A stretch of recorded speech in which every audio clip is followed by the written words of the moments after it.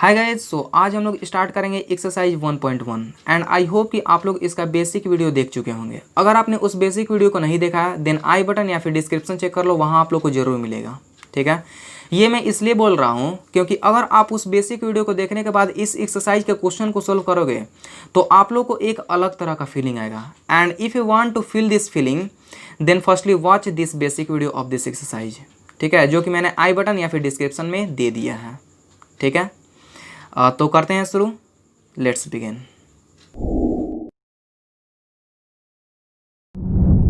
Question number 1, which of the following are sets, justify your answer.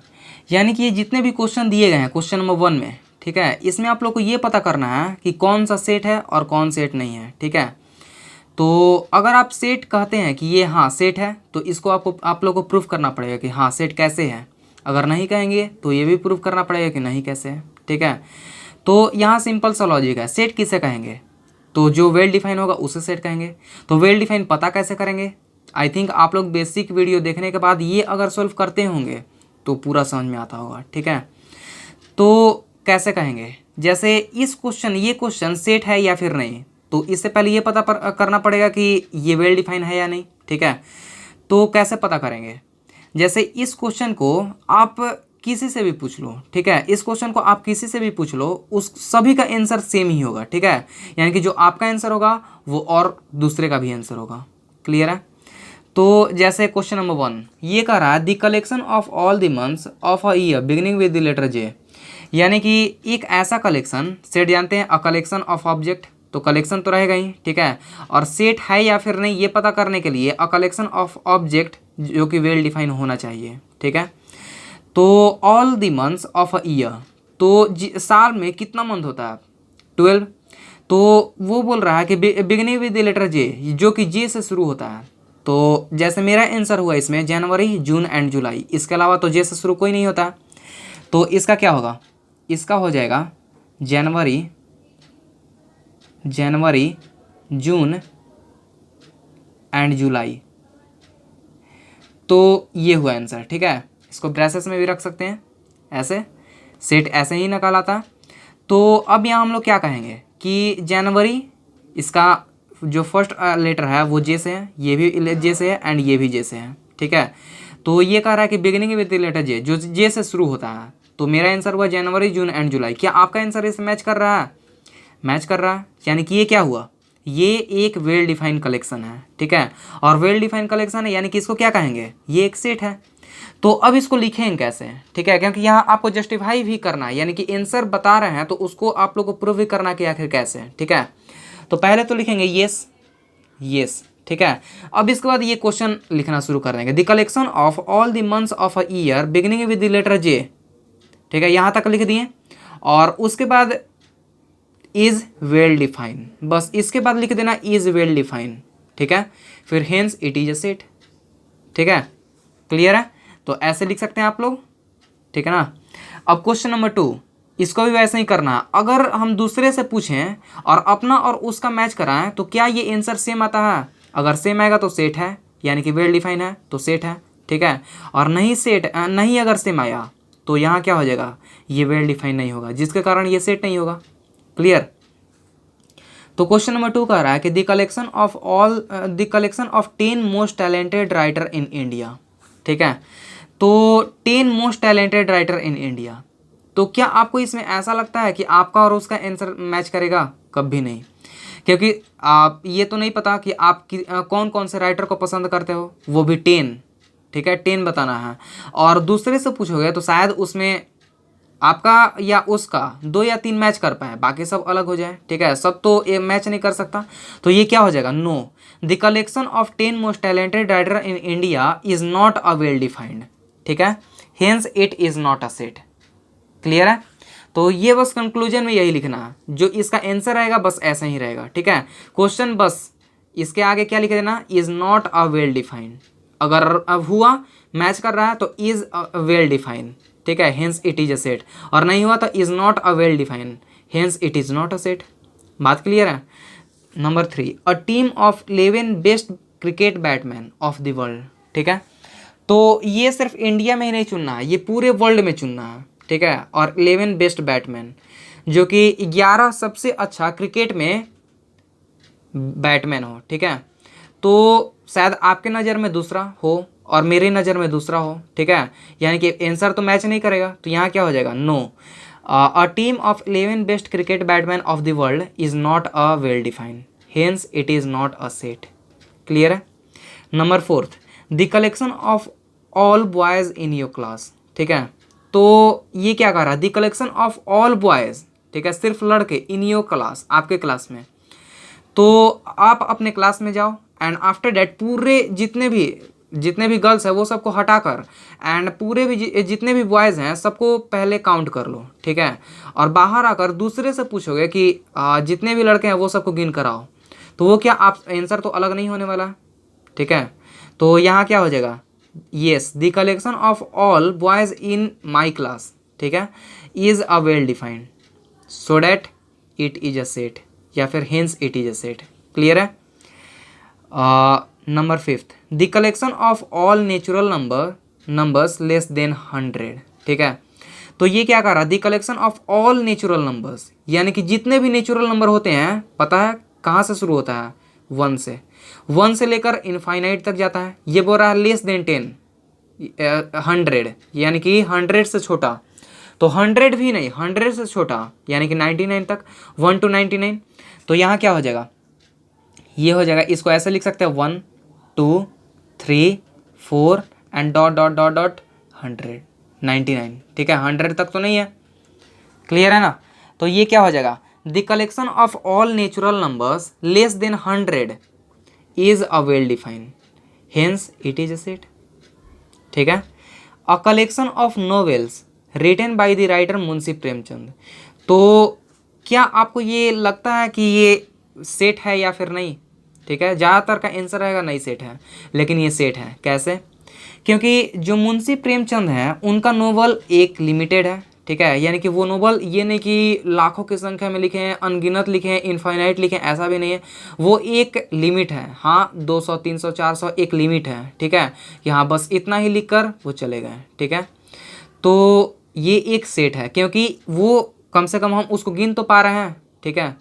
तो ये एक set है। तो यहाँ क्या कहेंगे, yes, the collection of novels written by the writer Munshi Premchand is a set, ठीक है, is a well defined, hence it is a set. The collection of all even integer, integer क्या होता है, इंटीजर जो नंबर लाइन है उस पर जितने भी नंबर आते हैं वो इंटीजर कहलाएंगे, ठीक है। या फिर इसको शॉर्ट में कहें तो वो क्या हो जाएगा, जैसे नंबर लाइन ये होता है, ऐसे हुआ, और इस पर यहाँ 0 होता है, यहाँ 1 होता है, यहाँ 2 3 और यहाँ इनफाइनाइट तक जाता है, और -1 -2 ये भी इनफाइनाइट तक जाएगा, ठीक है। तो ये जितने भी हैं ये सब इंटीजर हैं, ठीक है। तो इंटीजर हैं। तो अब यहाँ हम लोग क्या कहेंगे कि इंटीजर, वो भी बोल रहा है इवन, तो सिर्फ इवन इंटीजर। अगर इसको हम इंटीजर को शॉर्ट में कहना चाहे तो कैसे कह सकते हैं, whole number plus negative natural number integer कहलाएगा, ठीक है। तो ये बोल रहा है the collection of all even integer. तो यहाँ क्या हो जाएगा, the collection of all even integer, तो यहाँ पता है क्या होगा, 0 से शुरू होगा, ठीक है, यानी कि 0 तो नहीं आएगा, -2 -4 उधर 2 4 6, जैसे यहीं पर देखे लिख कर दिखा रहा है, ये हो जाएगा, ब्रेसेस हर में रहेगा क्योंकि सेट का ये नियम ही है, ठीक है। तो ये हो जाएगा 2 4 and 6 dot dot dot infinite तक ये जाएगा, ठीक है। और इधर आ जाएगा -2 -4 -6 और dot dot dot minus infinite तक जाएगा। क्लियर है। और तो यहाँ एक दिख रहा है कि हाँ ये है, दिख रहा है ना पूरा। तो इसको क्या कहेंगे, the collection of all even integer is a well define, well define है सब, यानी कि ये एक रो में ही, मतलब जिस तरह से ये चल रहा है उसी तरह से ये चल रहा है। जैसे इससे 2 आगे है, 2 प्लस करेंगे इतना आएगा, 2 प्लस करेंगे इतना आएगा, यानी कि पता चल रहा है कि इसके आगे कौन कौन से नंबर्स होने वाले हैं, ठीक है। तो the collection of all even integer is a well define, hence it is a set. Clear है। The collection of all questions in your chapter, ये भी सिंपल है। जैसे अगर हम फिजिक्स पढ़ रहे हैं, ठीक है, और उसमें इलेक्ट्रोस्टैटिक निकालें, तो अगर हम पूछें कि इस चैप्टर में कितने क्वेश्चन हैं, तो सिंपल है कि इस चैप्टर में आप लोग पूरा गिन कर बता दीजिएगा, काउंट करके तो बता दीजिएगा कि हाँ इतना क्वेश्चन है, ठीक है। तो यहाँ क्या हो जाएगा, the collection of all question in my chapter is a well defined, hence it is a set. कितना सिंपल है, बस is a well define, is a not well define, अगर नहीं मैच कर रहा है तो well define, not well define अगर मैच कर गया, ठीक है, दूसरे से क्वेश्चन का आंसर मैच कर गया, ठीक है, तो ये क्या हो जाएगा, वेल डिफाइन, तो सेट होगा। क्लियर है, कितना सिंपल है। ये बोल रहा है the collection of most dangerous animal of the world, ठीक है। तो जैसे ये अगर आप किसी से पूछें तो किसी को कॉकरोच से डर लगता है, तो किसी को लायन से डर लगता है, किसी को टाइगर से डर लगता है, ठीक है। कोई बोलेगा कि अरे टाइगर से तो हम डरते नहीं हैं, या फिर लायन से तो हम डरते नहीं हैं लेकिन कॉकरोच से डरते हैं, ठीक है, या फिर चूहा से डरते हैं। तो ऑन दैट टाइम क्या हो जाएगा, ये तो रॉन्ग आंसर हो जाएगा। उसके लिए वो डेंजरस एनिमल क्या हुआ, कॉकरोच हुआ। आपके लिए क्या है डेंजरस एनिमल, लायन है, ठीक है, या फिर टाइगर है। तो मैच तो नहीं कर रहा है, तो यहाँ क्या हो जाएगा, the collection of most dangerous animal of the world is not a well defined, hence it is not a set. I think concept clear है, ठीक है। एक बार फिर से इसको देखते हैं, ये हो जाएगा, ये क्या है, वेल डिफाइन है। ये क्या है, द कलेक्शन ऑफ मोस्ट, नहीं मैच करेगा, नॉट वेल डिफाइन है। द कलेक्शन ऑफ 11 बेस्ट, ये भी नहीं है, ये भी नहीं है, ठीक है। The collection of all boys in your class है। The collection of all natural numbers less than 100 है। ये देख, हम लोग इतना कर सकते हैं, देख रहे हैं 1 2 3 4 5 6 7 8 9 टोटल 99 तक, ठीक है, तो ये भी है। The collection of novels written by the writer Munshi Premchand, limited है ये, ठीक है, तो ये भी है। बस जो भी अगर आपको सेट पता करना रहे, ठीक है, तो आप इस क्वेश्चन को उठाकर दूसरे से पूछ डालो, एंड आपका और उसका आंसर सेम मैच करता है तो फिर समझ जाओ कि ये एक वेल डिफाइन है, ठीक है, और वेल डिफाइन है यानी कि ये एक सेट है। क्लियर। नंबर 7, ये इसको हम देख पा रहे हैं कि सब एक ही साथ चल रहा है, जैसे इससे 2 बड़ा है, इससे 2 बड़ा है, इससे 2 बड़ा है, इससे पता चल रहा है कि आगे भी जो आएगा 2 ही बड़ा होगा, ठीक है। तो ये क्या है, ये एक वेल डिफाइन है, यानी कि ये एक सेट है। The collection of all questions in your chapter है, क्योंकि पता चल रहा है कि हाँ, जैसे अगर हम मैथ का ही जैसे यही सेट चैप्टर निकालें, ठीक है, तो आप लोग पूरा काउंट करके बता सकते हो कि इस एक्सरसाइज में या फिर इस चैप्टर में कितने क्वेश्चन हैं, बता सकते हो। और वही अगर दूसरे से भी पूछोगे तो क्या होगा, वो भी यही आंसर देगा। ये नहीं कि जाकर बच्चा से पूछ डालो, तो वो फिर ये तो नहीं होने वाला है, ठीक है।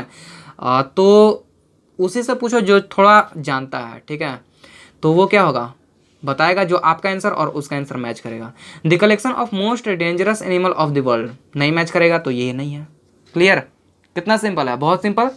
तो अब करते हैं हम लोग क्वेश्चन नंबर 2।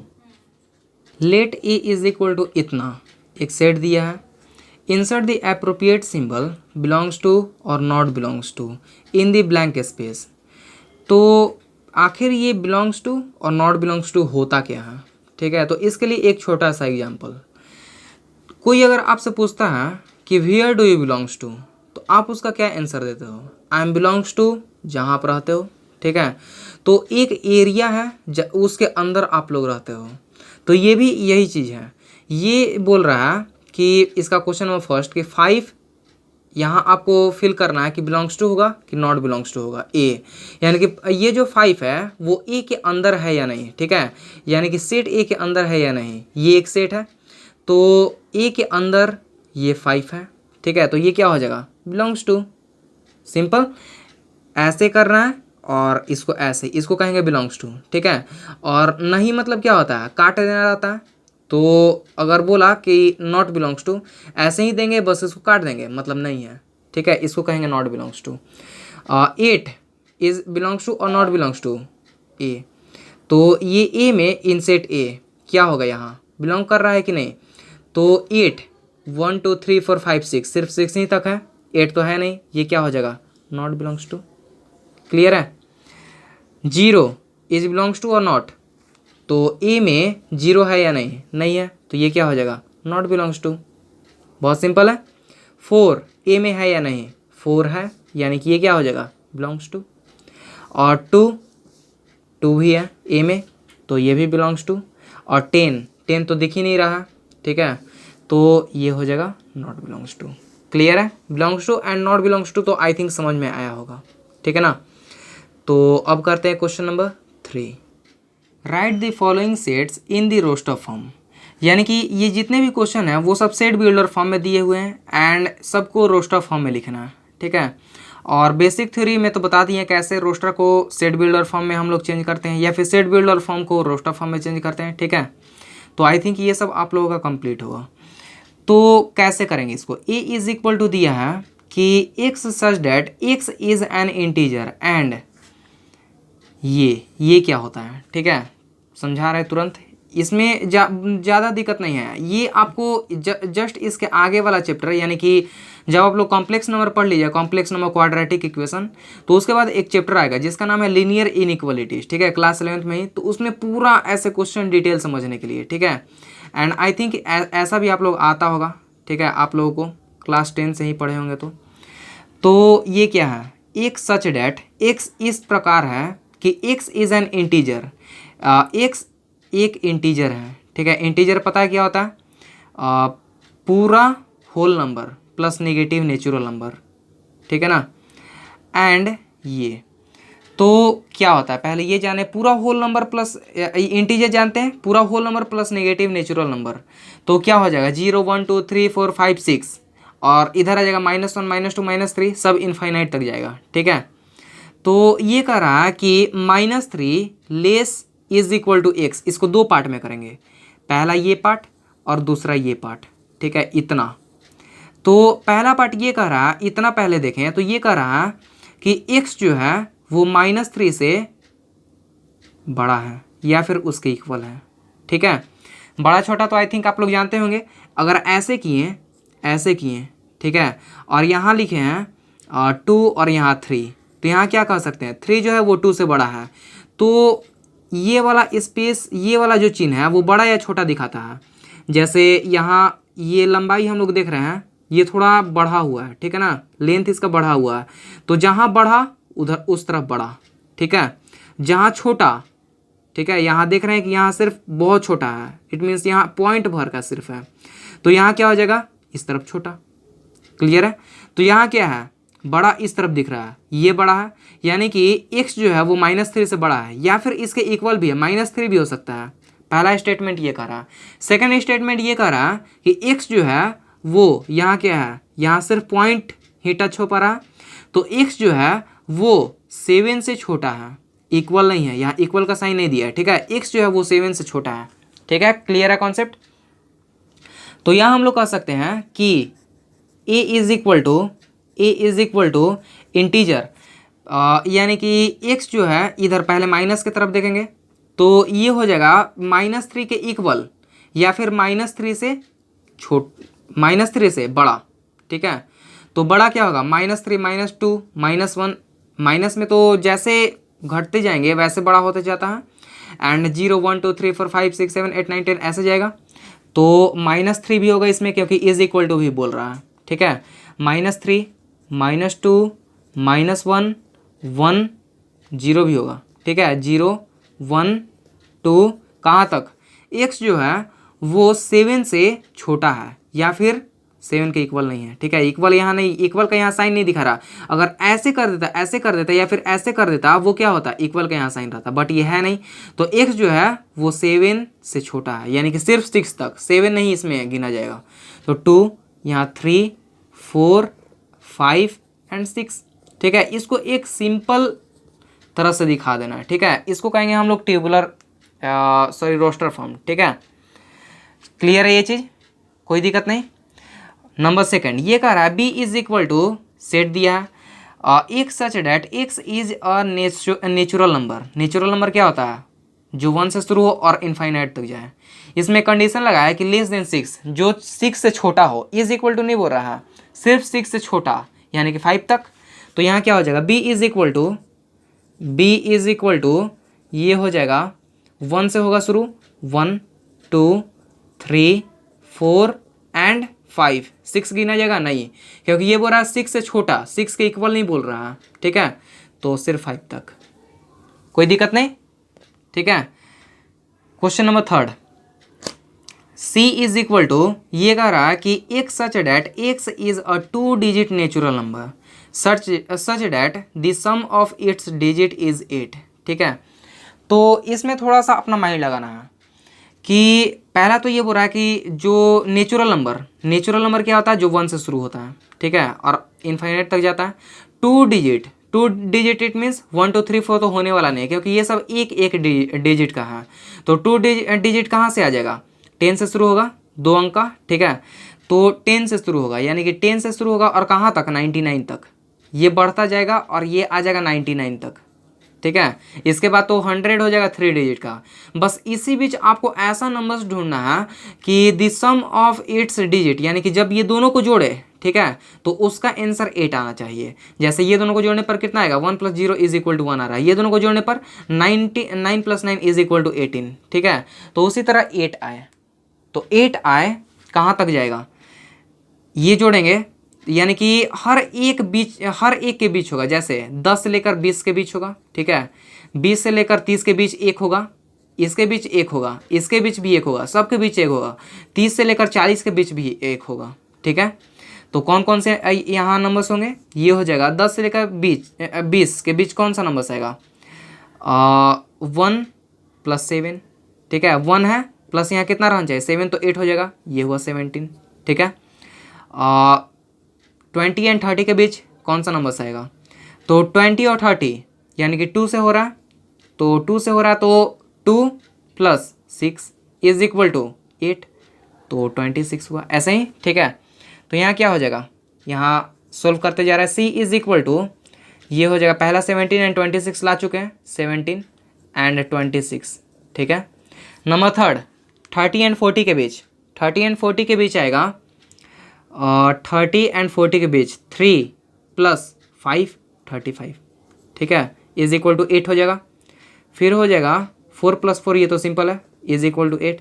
ये 5 + 6 = 8 एंड 60 और 70 के बीच 62, 6 + 2 = 8 और 71, ठीक है। और 80 और 90 के बीच 80, 8 + 0 = 8, 80, ठीक है। और 90 और 100 के बीच तो गिनेंगे नहीं, यानी कि 90 और 99 के बीच तो गिनेंगे ही नहीं, क्योंकि 90 अगर सिर्फ हम 90 ही जोड़ें तो ये 9 + 0 = 9 आ जाएगा, ठीक है। तो सिर्फ 80 तक ही ये, ठीक है। और ये रहा, सबको अगर जोड़ते हैं तो सबका आंसर 8 आएगा। बस ये हुआ, ठीक है, रोस्टर फॉर्म में। Number 4, D = x such that x is a prime number. Prime number क्या होता है? जो एक से कटे या फिर खुद से कटे, पता है ये चीज़। विच इज डिवाइजर ऑफ 60, यानी कि प्राइम नंबर हो डिवाइजर ऑफ 60, यानी कि 60 को कौन कौन से नंबर्स काट सकते हैं, सिंपल अगर शब्द में कहे तो, ठीक है। तो पता है क्या होगा? डिवाइजर ऑफ 60 यहाँ क्या हो जाएगा? Divisor of 60। देखते हैं कौन कौन से नंबर्स हैं। 2 तो काटेगा ही, ठीक है, 2 हो गया, 3 हो गया, 3 भी काटेगा, कट जाएगा ये। 4 भी, 5 6 एंड 10, ठीक है। और 12, फिर हो जाएगा 15 एंड 20, 3 जा 20 एंड 30, 2 जा 30, ठीक है ना। तो इतना काट रहा। अब इसमें आपको प्राइम नंबर फाइंड करना है। तो प्राइम नंबर जो खुद से कटे या फिर एक से कटे। 2 प्राइम नंबर है, ठीक है, तो 2 प्राइम नंबर हुआ। इसमें भी एक फैक्ट है प्राइम नंबर का, तो फैक्ट आप लोग जानते हैं कि सिर्फ 2 के अलावा, ठीक है, 2 ही एक ऐसा नंबर प्राइम नंबर है जो कि इवन है। बाकी इसके अलावा जितने भी प्राइम नंबर आएंगे वो सब ऑड आएगा, ठीक है। तो और 3 भी होगा, ठीक है। 4 नहीं होगा क्योंकि ये 2 से कट जाता है। 5 एक से कटेगा और खुद से कटेगा, प्राइम नंबर है, ठीक है। और इसके अलावा तो कोई नहीं। तो इसका क्या हो जाएगा आंसर? D = ये हुआ 2 3 एंड 4, सॉरी 5, ठीक है ना। कितना सिंपल है, बहुत सिंपल। और अब करते हैं 8, सॉरी 5th, ठीक है। ये है E = the set of all letters in the word trigonometric, ठीक है। तो इसका क्या हो जाएगा? बहुत ही सिंपल है, ये हम बेसिक थ्योरी में भी समझा चुके हैं। तो ये हो जाएगा, जैसा कि हम जानते हैं कि सेट क्या होता है। सेट जो भी अगर हुआ सेट है तो उसके अंदर यूनिक एलिमेंट्स रहेंगे, ठीक है, या फिर यूनिक नंबर रहेंगे, यूनिक अल्फ़ाबेट रहेंगे, ठीक है। तो इसमें क्या होगा? ये ट्रिग्नोमेट्रिक है, तो TRIGONOMETRY, टी दो दो बार आ रहा तो सिर्फ एक बार लिखेंगे। यहाँ और जो भी ये ओ दो बार आ रहा एक बार लिखेंगे, ठीक है। अगर सेट कहा गया 3 3 3 5 एंड 8, तो अगर इसको हम सेट में लिखें, ठीक है, तो ये 3 5 6 ही सिर्फ लिखाएगा, 3 5 8 ही सिर्फ लिखाएगा, ऐसा, ठीक है। ये जितने भी अगर डबल डबल चल रहे हैं या फिर ट्रिपल चल रहे हैं या फिर कितना भी हो, ठीक है, वो एक यूनिक एलिमेंट बन जाता है। ये और ये सब आपस में यूनिक रहना चाहिए, सेट कहलाएगा। तो अब यहाँ क्या हो जाएगा, ई इज इक्वल टू, ये क्या हुआ, इसमें से सब यूनिक एलिमेंट अलग कर देंगे, टी, और बीच में कॉमा रहेगा, ठीक है। सेट में पता है सब एलिमेंट के बीच में comma and after at braces, ठीक है। तो जिसको हम लोग मिडिल ब्रैकेट भी बोलते हैं, TRIGON